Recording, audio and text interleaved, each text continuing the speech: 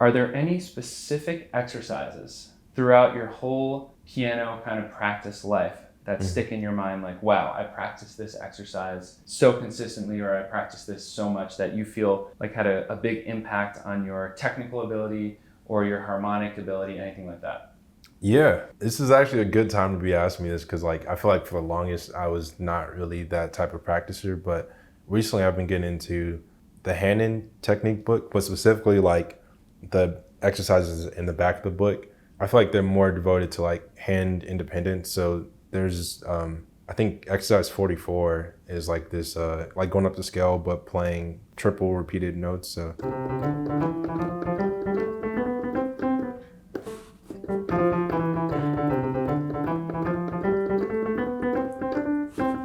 Wow, that's tricky.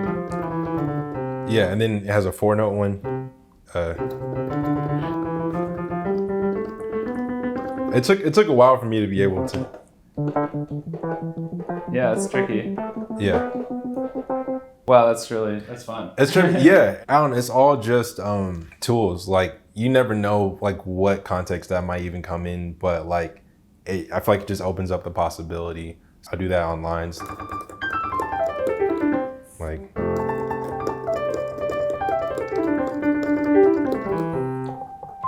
It's funny, I'm just so used to doing it. It's just, that's true. Some people, yeah.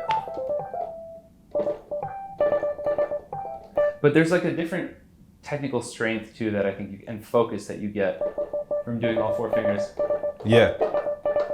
Interesting. Yeah, I love these little weird techniques because you can use them in these different ways. So what you just did, to me, that's so important. I learned it in the hand-in exercise. How am I going to apply it to a line? Absolutely. It just opens up another possibility. Like we were talking about textures earlier in playing solo piano. Like what if you started a tune that way and just like saw where it go? Like just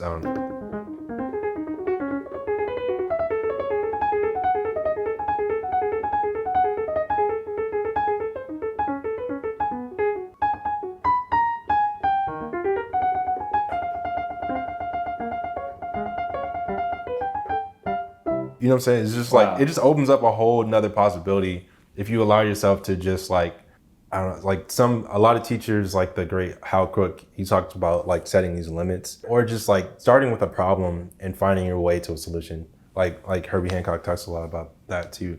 So that's one of them, the repeated note thing. And like, it also has like this thing that focuses on like the fourth and fifth finger. It's like,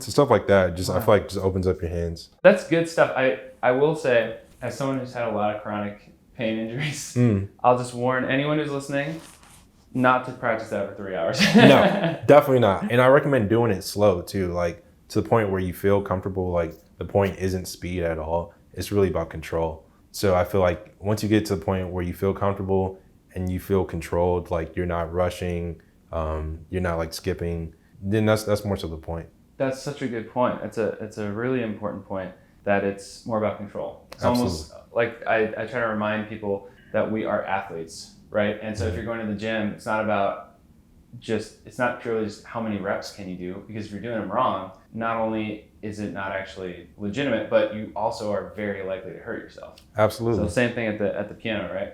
Yeah, I got really inspired over the pandemic because that docu-series about the Bulls came out, The Last Dance. Oh yeah, I did see it. Never mind. Yeah, and so I think that episode where they're talking about Michael Jordan and like I just like went on a rabbit hole about like how he trained and everything. And if you were to go to one of his sessions, his like practice sessions, he used to just working on fundamentals, like the most basic.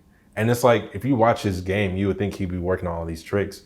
And so that just made me think about like, man, I feel like if you just build a really strong foundation, like, you know, then that opens up the possibilities of what you could do.